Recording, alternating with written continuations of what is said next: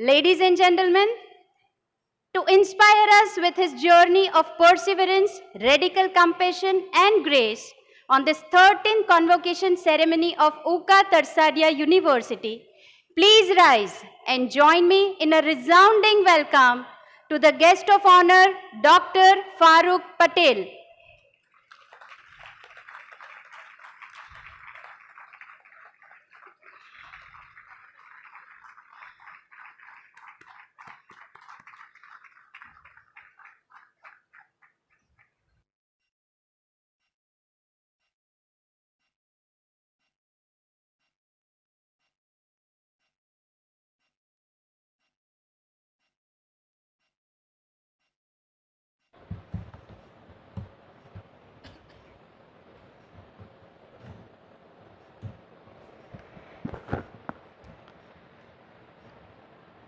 Namaskar. Very good afternoon to you.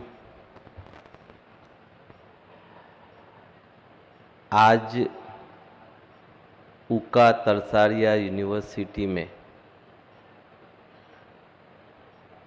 इन बड़े महानुभावों के बीच में फारूक पटेल को बुला के आप लोगों के लिए कुछ कहने को कहा जा रहा है, वो मेरी बड़ी खुशकिस्मती है। मैं तहे दिल से हमारे महामहिम राज्यपाल श्री आरिफ मोहम्मद खान साहब का शुक्रिया अदा करता हूँ। Thank you very much sir. माननीय ट्रस्टीगण, बारडोली प्रदेश केरोली मंदिर के सदस्यगण, शैलेश भाई पटेल प्रेसिडेंट साहब, किरीट भाई पटेल, डॉक्टर शाह साहब, डीआर साहब, वाईपी कोस्टा साहब, भीखा भाई पटेल साहब, अरविंद भाई पटेल और सारे के सारे सामने बैठे हुए अतिथि गण एवं 1881 डिग्री जिनको मिली, ये सारे के सारे विद्यार्थी मित्रों, आज का ये कॉन्वोकेशन मेरे हिसाब से आरिफ साहब इनकी जर्नी की शुरुआत है। दुनिया में पैर रखने से पहले आपको एक साधन संसाधन UCA तरसारिया यूनिवर्सिटी के द्वारा एक दिया गया एक साधन है, और हम सबको पता है कि विदाउट एजुकेशन हम कुछ नहीं कर सकते, रादर बहुत कुछ नहीं कर सकते।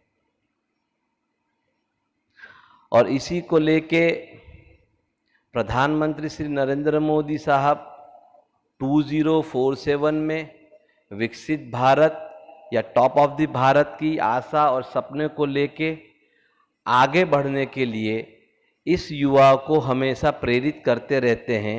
उसी चीज़ को हमको आपको सबको दोहराना है, ताकि 2047 तक हिंदुस्तान वर्ल्ड के नक्शे पर इतना चमकदार तारा बन जाए ताकि लोग हमको न तो निगलेक्ट करे और न तो हमको कोने में ढकेल दे। इसी की कोशिश सरकार द्वारा की जा रही है। हमको खास करके विद्यार्थी मित्रों, हमको ये देखना है कि जो चीज़ हमें आज दी गई उसके द्वारा हम अपने समाज के अंदर, अपनी फैमिली में, हमारे राष्ट्र को किस तरह से आगे बढ़ा सकते हैं, इसके बारे में हमें सोचना चाहिए। और हमारे पास बहुत सारे एग्जाम्पल्स यहाँ पर मौजूद है। हम सब जानते हैं महामहिम आरिफ साहब की जिंदगी 35 साल की उम्र में मंत्री पद छोड़ दिया अपने एथिक्स के लिए। आज थोड़ी ही देर उनके साथ बैठने का मुझे मौका मिला। उसमें उन्होंने कहा कि फारूक भाई, मैं जब भी यूनिवर्सिटी में पैर रखता हूँ, यकीन मानिए आज भी वो युवा मेरे अंदर जिंदा हो जाता है और मैं ऐसा चाहता हूँ कि टीचर से बड़ी कोई जवाबदारी दुनिया में है नहीं और मैं उसको निभाना चाहता हूँ। ये बातें एक वही लेजेंड कह सकता है कि जिसने पूरी जिंदगी अपने एथिक्स के कॉम्प्रोमाइज करे बगैर निकाली, बड़ी बड़ी पदों को छोड़ दिया जिन्होंने। हमारे पास ऐसे एग्जाम्पल लाइवली मौजूद है। हम लोग अगर पास्ट में देखें तो हमारे पास सुभाष चंद्र बोस जैसे एग्जाम्पल मौजूद। 39 साल की उम्र में उन्होंने ऐसा काम किया कि जिस काम की वजह से उनको पहचानने लगे। हमारे पास गांधी जी जैसे लोग मौजूद, हमारे प्रेजेंस में नरेंद्र मोदी साहब और आरिफ साहब जैसे मौजूद, और फ्यूचर जिसके ऊपर टिका है वो आप लोग यहां पर मौजूद है। इन लोगों के जरिए से, यानी आप लोगों के जरिए से इस राष्ट्र को बनाने के सपने सारे के सारे लोग देख रहे हैं। और मेरे ख्याल से ये चीज गीता में भी श्री कृष्ण ने कही थी अर्जुन को। मैं यहां दोहराने की कोशिश करता हूं।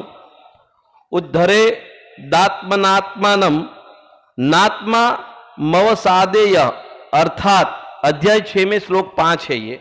अर्थात अपना उद्धार स्वयं करो, खुद को पतन की ओर मत ले जाओ।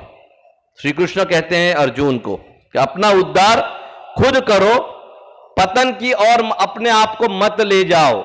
आज हम लोग टेक्नोलॉजी के बारे में हमेशा बातें करते हैं। शायद टेक्नोलॉजी ने हमको अपना गुलाम बना लिया है और बहुत सारा समय, मैं यहां पर थोड़ी ताकीद करूंगा कि बहुत सारा समय हम मोबाइल की रीलों के अंदर जो गुजार रहे हैं। बच्चों प्लीज मेहरबानी करके उससे वो जो टेक्नोलॉजी मिली है उससे डेवलपमेंट की तरफ या अपने आप को अपग्रेड की तरफ ले जाएं, rather than the time pass. उसको ज्यादा से ज्यादा टेक्नोलॉजी का जो उपयोग है हमको करना चाहिए डेवलपमेंट के अंदर, तभी जाके हम उद्धार की तरफ या उन्नति की तरफ अपना कदम रखेंगे। मोदी जी हमेशा कहते हैं चुनाव आपका है, टेक्नोलॉजी का यानी कंज्यूमर यानी गुलाम बनना या क्रिएटर या निर्माता बनना। आरिफ मोहम्मद साहब को मैंने आपको पहले भी कहा कि इनका एक एग्जाम्पल मैं देखता हूं। मैं उनको बहुत सारे, जब से मैंने सुना है इनके बारे में, मैं काफी नजदीक जाने की मैंने कोशिश भी की है उनकी, ताकि ये समझ में आए कि इतना बड़ी पदवी होने के बावजूद जो झाड़ों के अंदर में फल होते हैं वही झुके हुए रहते हैं।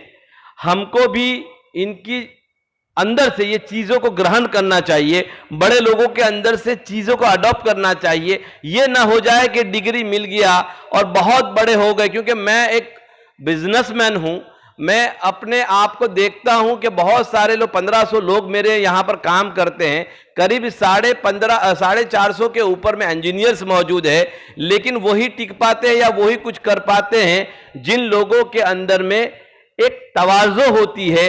अपना नॉलेज जो है वो दिखाने का जो हुनर है, वो हुनर को तवाज़ो के साथ में जो दिखा पाते हैं वही लंबी रेस के घोड़े बन पाते हैं और वो लंबे लंबे चल पाते हैं। सफलता जो रहती है वो कोई एक शॉर्टकट नहीं है। यानी आज आपको डिग्री मिल गया, आप इंजीनियर बन गए, पीएचडी बन गए, और आपको इतना बड़ा डिग्री मिलने से आप इतने ज्यादा उत्साहित हो जाओ कि मैं बहुत कुछ मैंने हासिल कर लिया है, मैं दुनिया में किसी की बात सुनूंगा नहीं। ये चीज न होनी चाहिए। उसके लिए आपको मेहनत करनी पड़ेगी, और वो भी ऐसी मेहनत, ध्येय वाली मेहनत कि जहां पर डायरेक्शन दिखाया गया है, जो ध्येय आपने लेना है उसके पीछे हमेशा मेहनत करते रहना चाहिए। इसलिए मोहम्मद पैगंबर ने की हदीस है, अल कासिबु हबीबुल्लाह, अर्थात अपने हाथ से मेहनत करके सम्मान से कमाने वाला इंसान अल्लाह का दोस्त होता है। कुरान में भी लिखा है, लैसल इंसान इल्ला माशा, अर्थात इंसान को वही मिलता है जिसके लिए उसने पसीना बहाया है।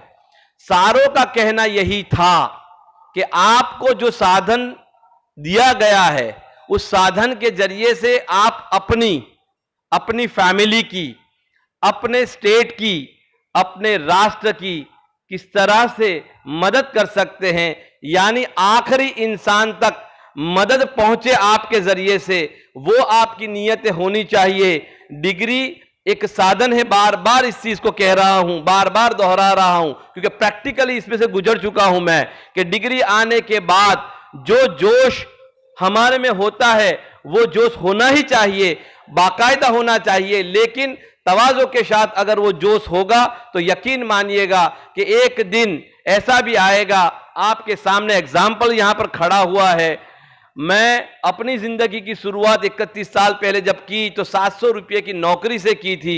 आज आप सोच सकते हैं कि 20,000 करोड़ के अंपायर के ऊपर मैं खड़ा हूं, उसकी सिर्फ और सिर्फ ये वजह है कि मैंने एक चीज अपने नॉलेज को तवाज़ो के साथ लोगों के सामने रखता रहा, ताकि इस मुकाम पर ईश्वर ने मुझे यहां पर पहुंचाया। और ज्यादा आपको बातें नहीं कहूंगा, क्योंकि आपने पूरी 3-4 साल तक लेक्चर ही सुने हैं साहब लोगों के, और लेक्चर सुनने के बाद ही आप लोग यहां पर पहुंचे हैं। तो अब आपका वक्त आ गया है दुनिया को अपने कर्तव्य दिखाने का, और वो कर्तव्य इस तरह से दिखाएं। अल्लामा इकबाल का एक शेर है, बड़ा मशहूर शेर है, यकी महकम अमल पे हम मोहब्बत फातह आलम, जिहाद जिंदगानी में यही मर्दों की शमशीर है। अर्थात अगर हम यकीन कर ले और किसी भी चीज का इरादा कर ले, यकी महकम अमल पे हम, और उस इरादे के ऊपर हम अमल करें, कार्य करें, कर्म करें, और वो भी मोहब्बत के साथ उस कर्म को करेंगे, यकीन मानिएगा इस संघर्ष की दुनिया के अंदर सबसे बड़ा साधन जो है वो मोहब्बत है, मोहब्बत है और मोहब्बत है। Thank you very much.